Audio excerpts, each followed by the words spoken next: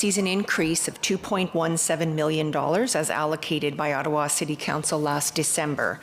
And once life cycle and accessibility expenditures, these are city provided amounts, are added, la bibliothèque a donc une enveloppe.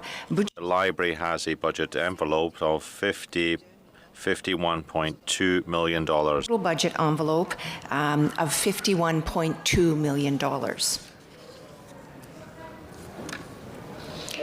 Notre budget.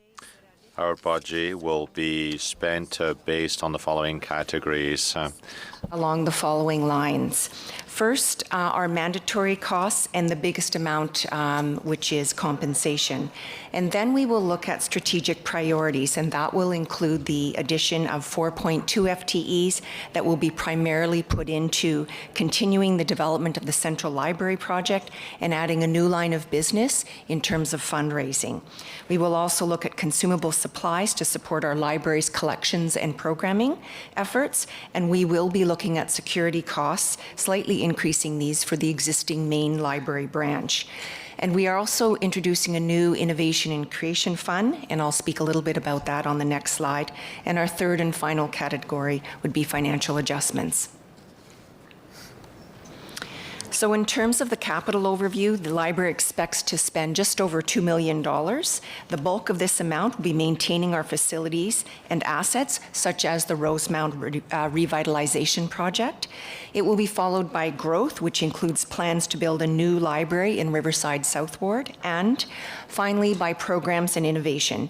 And this year, what we're doing is introducing a new creation and innovation program that really will support new ideas, small pilots, and proof of concept activities that will be introduced into the existing branch system and ultimately find their way into the new central library. This is something that we discovered in lessons learned with our counterparts and colleagues at Calgary Public Library. En résumé, le budget que nous In summary, the budget that we are presenting today respects the targets set out by Municipal Council. Today does meet Council's target set for the OPL. In addition, the draft budget does maintain existing services and responds to growth, and does introduce innovation by testing and evaluating new programs and services. Thank you. Merci. Great. Thank you very much, Mr. Mayor. At this point, we'll take high-level questions. Again, thank you for allowing us to present today. OK. Est-ce qu'il y a des questions pour la bibliothèque? Are there any questions for the Ottawa Public Library? Okay. Councillor Harder, the former chair. Yeah, past chair. And the award that you were given. I didn't say the old chair. I said the former chair. Yeah.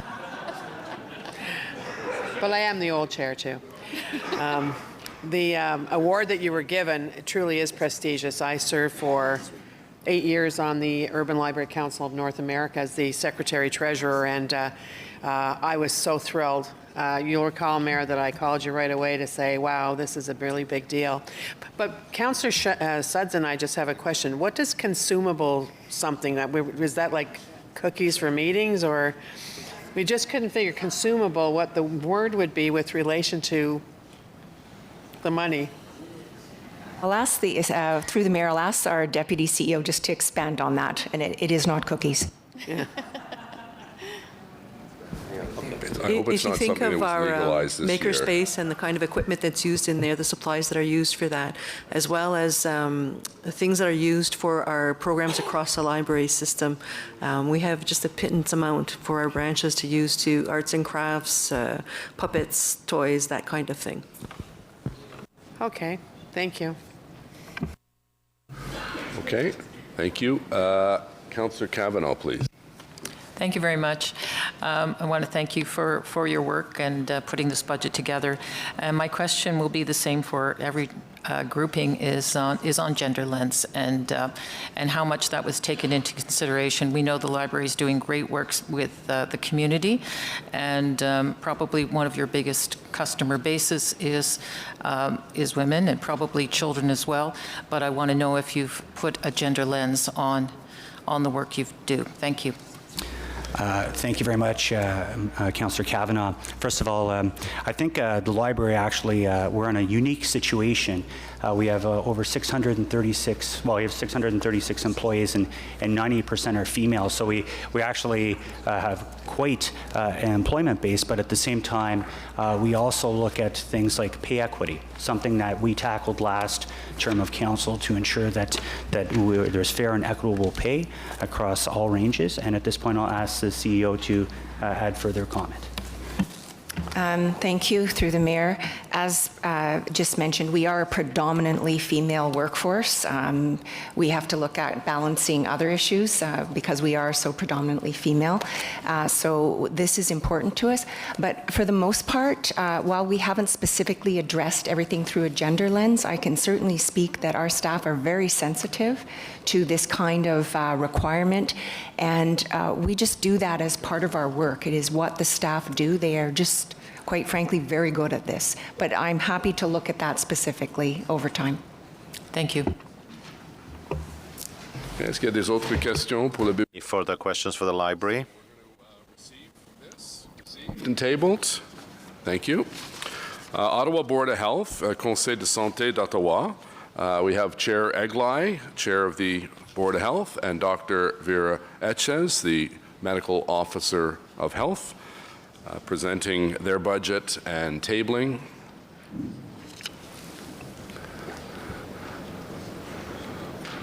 Welcome. Good morning. Thank you, Mr. Mayor.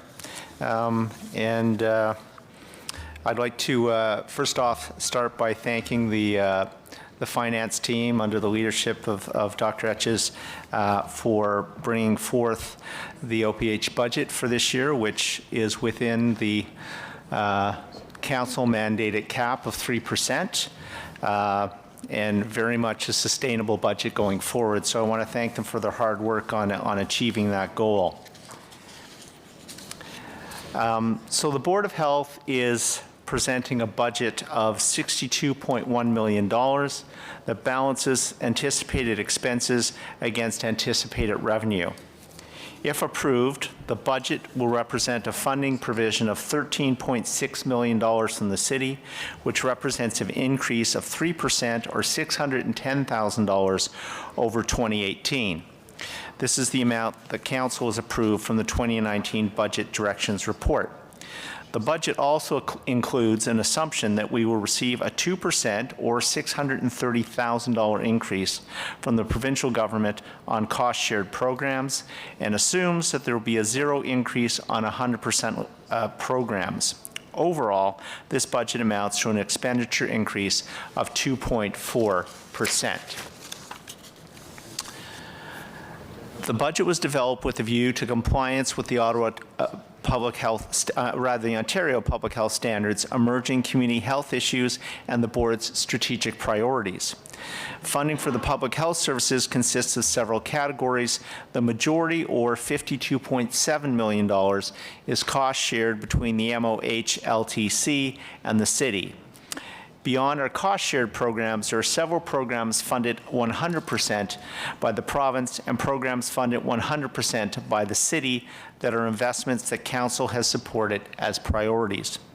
Lastly, there's a small portion of funding that comes from revenue generated from fees and services.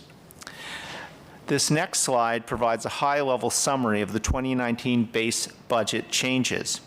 Maintaining services, which include collective agreement costs of living increases, is the principal expense change, and those costs are offset by municipal and potential provincial funding increases. In summary, we are presenting a balanced budget with a slight increase in order to maintain operations. OPH looks forward to its continued role in advancing health promotion, disease prevention, and health protection in 2019 and beyond. Councillors and members of the public are welcome to provide comments on the draft budget until the next Board of Health meeting on March the 4th, where the board will happily hear from public delegations. And thank you for your time. We're happy to take any questions. Great. Thank you very much. Councillor Kavanagh, please. Thank you very much. And I'm a proud member of the Ottawa Public Health Board. And I just want to ask, as I'm going to ask every budget, about gender lens, and has that been taken into consideration when drafting this budget? I also have a second question. Thank you. Through you, Mayor, the way Ottawa Public Health puts their budget together is based on a planning process that every team goes through using an equity lens. So they're explicitly asked to consider equity as they develop their program plans, and then that goes into the draft budget. Also, the teams in that process consider community needs. So they're taking in input from clients, from the community, looking at some of that input comes from women. The result, in looking at all of our programming, is a significant portion of our budget does go to services that are specific to women. When you're looking at our support for healthy growth and development, we support women prenatally, parenting. So that, I think, is something that you'll see coming through. Thank you very much. My second question is related to a question I asked at the board, and that was related to the fact that the provincial funding that you're expecting a zero increase in provincial funding, and that will, of course, mean that over time that money goes down as inflation goes up. This is more of a question for, in terms of the listeners, should be our provincial members. If they invested more, if they made even an inflationary increase in that contribution, would that reduce the health budget overall in terms of the provincial health budget? Because it seems like it's a great investment. This is about preventative, what we do at the municipal level, and they get quite a good deal in terms of their costing. So for their budget coming up in March, wouldn't it be a good idea for them to invest a little bit more in preventative, ounce of prevention for a pound of cure? So I believe what you're referring to is some of the provincial programs that are 100% funded. We do not expect to have a provincial increase. That portion of our programming, we expect a 0% increase from the province. What it does force us to do every year is to look at efficiencies, to look at priorities across the department. We are certainly at the provincial level making the case to the province that especially investing in early childhood is a good way to get a good investment on your dollars, that saves healthcare costs, actually saves policing costs over time. So we're putting that argument forward. And if I can just add quickly, Councillor Kavanagh, as I said at the beginning, I think OPH has put together a very responsible budget, a very sustainable budget, but if anybody wants to give us more money, we're not going to say no. And so hopefully that message is out there as well. Thank you for raising it. Thank you. Okay, thank you. Councillor Fleury. Merci, Monsieur le Maire. Merci, Docteur. Thank you, Dr. Hutchins, for your beautiful work. I'm looking forward also to see what the strategic approaches will be. Just to follow up to what I heard, we've heard recently that there could be some changes with the integrated organizations that are responsible for health services. Does the money come directly from the department? Thank you for your question. That come to other healthcare agencies through the local health integration network. We are not funded through that same body of funding from the LHINs, and so if the LHIN funding stream is to change, that wouldn't have an effect on the Ottawa public health budget. And having been on your board over the last 8 years, I recognize the yearly risk of the budget that you bring forward, although there's emerging priorities, and at times you have to cover portions that then get recovered from provincial dollars. Have you been able to advance some of the conversations relating to those yearly funding commitments into more long-standing funding sources from the province?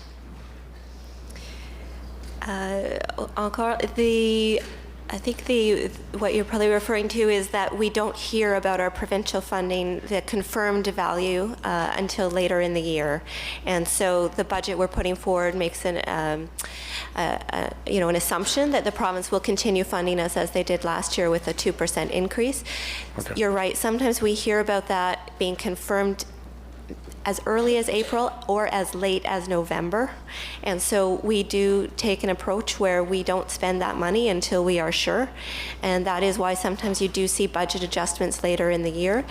We would do that again. If the province does not come forward with that increase, we'll have to make it a budget adjustment.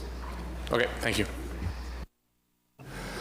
Thank you very much. Merci beaucoup. Thank you very much. Received? Sorry. Well, I'm sorry, Councillor Luloff. Sorry, I didn't see your name on the sheet. Just a quick question. Will we see an increased focus from public health on mental health this year? Absolutely. We've already had one internal event for board members and councillors to highlight a joint program between the Ottawa Art Gallery, the Royal, and Public Health around art therapy. And tomorrow we are helping to host a summit on mental health issues as they relate to opioid use. And I'll let Dr. Etches speak a little bit more about it, but yes, certainly that's going to be a focus going forward. Yes, I look forward to presenting our strategic plan in the months to come, and I think there'll be no surprises if we continue to have an emphasis on mental health and substance use.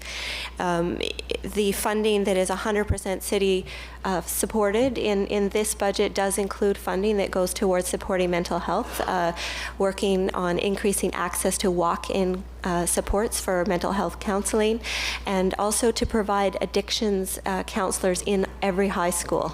So that is in the budget right now. Merci beaucoup. Merci, conseiller.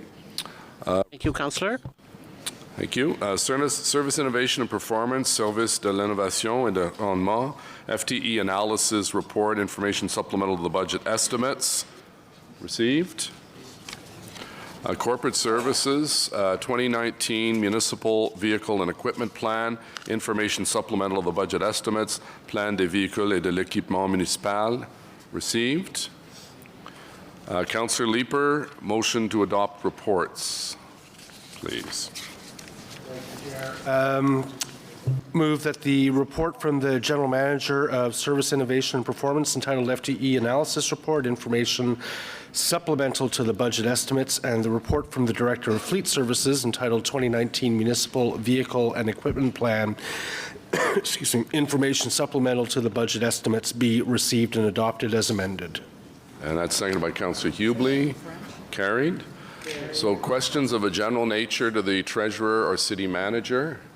Councillor Leeper, please. Councillor Blais. Thank you, Mr. Mayor. Just following up on my questions to the Chief, why did we recommend to the Chief that they should take the revenue from the red light cameras? So, the mayor's actually has stated the city speech in, I think, January, or could have been one he did in December. He actually at that time recommended that future red light camera revenues go to support police to deal with traffic issues that are everyone was complaining about, the lack of enforcement for traffic. So when we had to meet with the police, they had not included any revenues from red light camera revenues. We knew we had that revenue coming in because we knew we were going to install 3. So as there is, they don't run that program. It's run by machines, basically. There was no conflict for them to receive that revenue. So we recommended that in line with what the mayor had suggested previously, that go to them to help with dealing with traffic issues. Okay, we'll see if they actually do that. Okay.